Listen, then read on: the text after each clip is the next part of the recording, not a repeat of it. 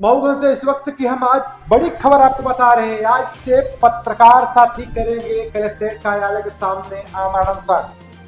Collector कार्यालय मऊगंज के सामने 23 अप्रैल यानी आज से मिथिलेश त्रिपाठी आमरण अनशन पर बैठेंगे। इसकी जानकारी मऊगंज कलेक्टर और पुलिस अधीक्षक को दी गई है। अपने आवेदन में उन्होंने बताया कि पुलिस अधीक्षक परिसर में नईगढ़ी थाना प्रभारी जगदीश सिंह ठाकुर के द्वारा मिथिलेश त्रिपाठी के साथ अभद्रता की गई।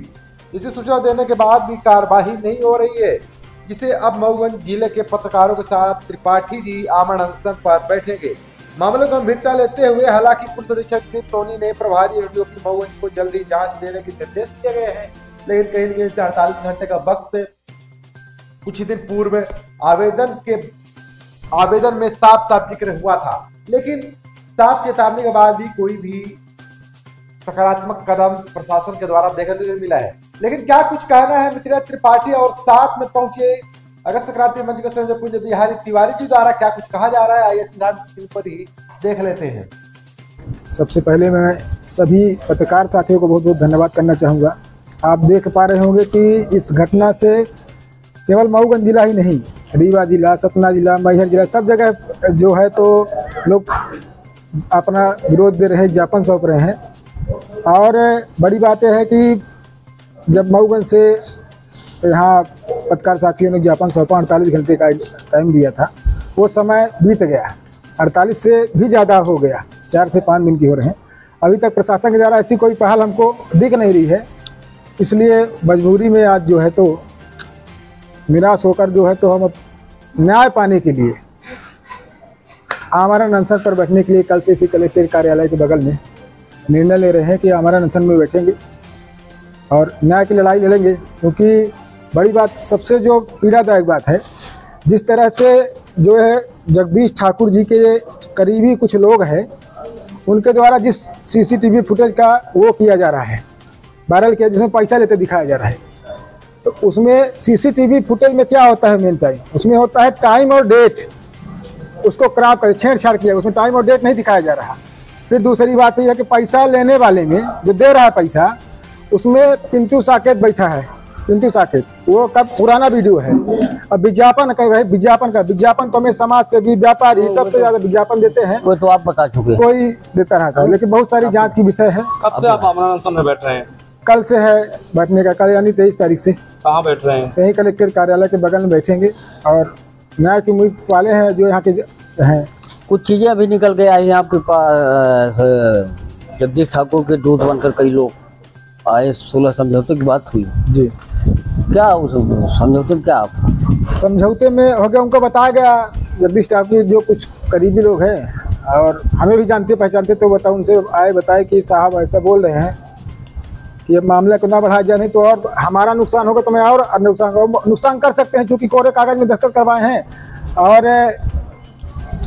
और भी जिस तरह ये फर्जी अपराध रचा गया और कुछ रचा जा सकता है, हो सकता है कि जैसे 14 मार्च ड्राई डे के दिन उनको गिरफ्तार किया गया था, नईगढ़ी शराब संचालकों को, उनके ऊपर पूर्ण FIR थी और 15 को गड़रा हो गया, 1 हफ्ते तक छुट्टी भी थी, तो लगभग उनको कई दिनों में थाने में क्या क्या षड्यंत्र के हैं और क्या क्या अपराध अभी मेरे ऊपर वो दर्ज कर सकते हैं, मानहानि के नोटिस दिए, सभी को पता है। तो अब उसके बारे में क्या बताएं?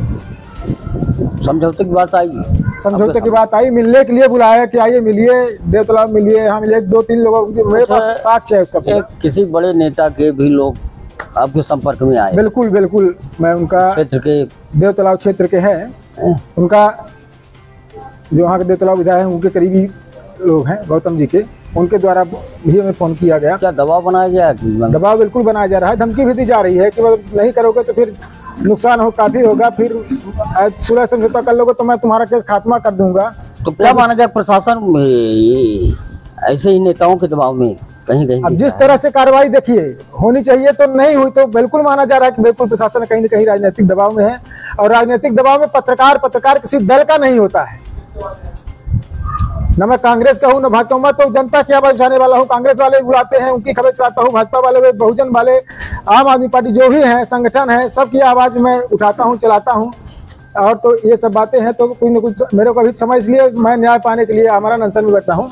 अभी देखता हूँ, मैं सबसे दलों से भी, सभी दलों से जो हैं, उनसे भी मैं आग्रह करना चाहूँगा कि मैं किसी दल का नहीं हूँ। आपने जब मुझे याद किया है, जहाँ मुझे याद किया हो, चाहे आम जनता हो, मैं अपना 100% देने की कोशिश किया हूँ। आपकी बात को जो जिला के अधिकारी हैं उन तक पहुँचाने को प्रयास किया है।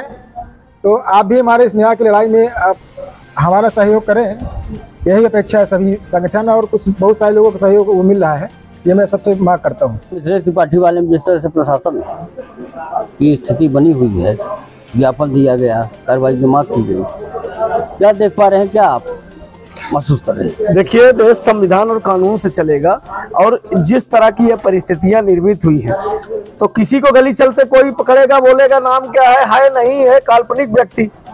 हम उसमें टीवी सीरियल में देखते थे कि ये सत्य घटनाओं पर आधारित है, लेकिन इसके पात्र और स्थान काल्पनिक है।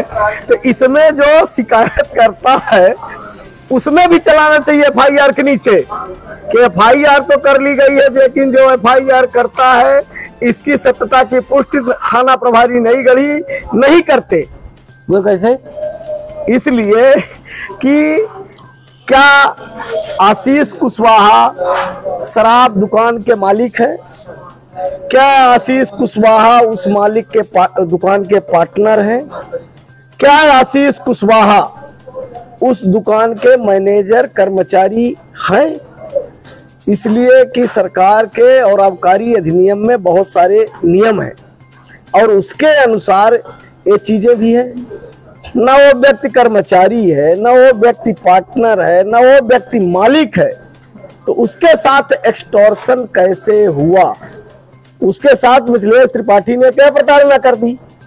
तो वही है। अब जब कोई ये पूछेगा कि ये कैसे प्रताड़ित हुआ, तो बोलेंगे कि ये एक काल्पनिक व्यक्ति था। और इसलिए अब ये ऐसी जांच और कार्यवाही होनी चाहिए कि जिससे भविष्य में कोई किसी के साथ इस तरह का कृत्य न कर पाए। नहीं तो बताइए कि अगर मैं किसी पीड़ित के साथ बैठ जाऊं, खड़ा हो जाऊं, तो स्वाभाविक है कि जो अत्याचारी है, जो पीड़ा दे रहा है, जो शोषण कर रहा है, उसे बुरा लगेगा, वो पहुंचेगा, गली चलते पकड़ेगा, FIR करेगा और घसीट के थाने में डाल देगा।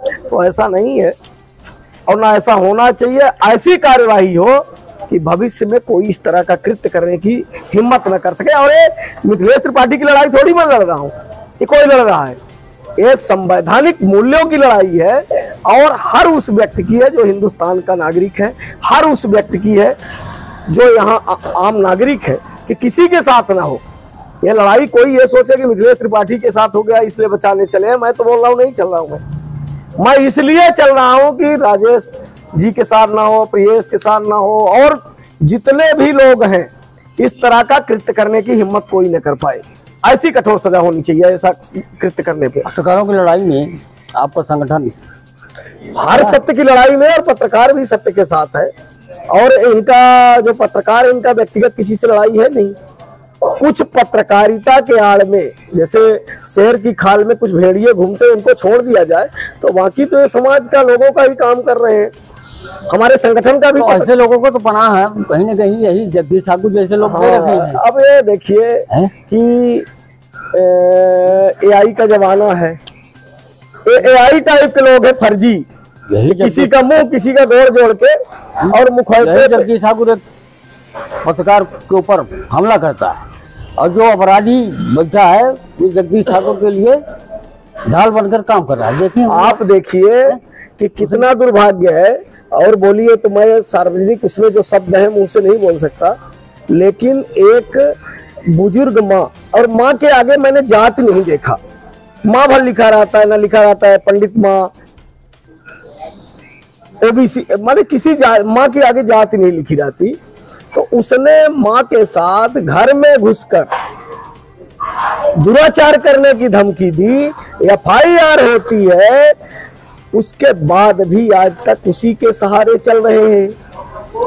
माने इतने अपाहिज हो गए हैं कि इस तरह का भ्रष्ट, चरित्रहीन, सामाजिकता जिसमें ना हो, जो अपराधियों का, जो माफियाओं का, जो पैकारों का, जो गांजा तस्करों की डीलिंग कराता हो पुलिस में कि चलो 5 लग रहा था हम 2 में करा देते हैं, ऐसे की बैसाखी पे अगर कोई चल रहा है तो उसके चरित्र को आप सोच सकते हैं क्या चरित्र होगा। आपने सुना, ये तमाम तस्वीरें हैं। आज आपको बता दूं, मऊगंज जिले में बड़ा अनशन देखने को मिल सकता है। तमाम पत्रकार साथी आमरण अनशन पर बैठेंगे। कहीं न कहीं से मऊगंज ही नहीं देखा गया, मध्य प्रदेश के साथ में रीवा जिले की भी 2 दिन पहले तस्वीर सामने आई थी, जहां पर पत्रकार के गाड़ी के ऊपर हमला हुआ था, लेकिन कोई भी सकारात्मक कदम देखने को नहीं मिल रहा है। बने रहे मित्र टीवी साथ में, धन्यवाद।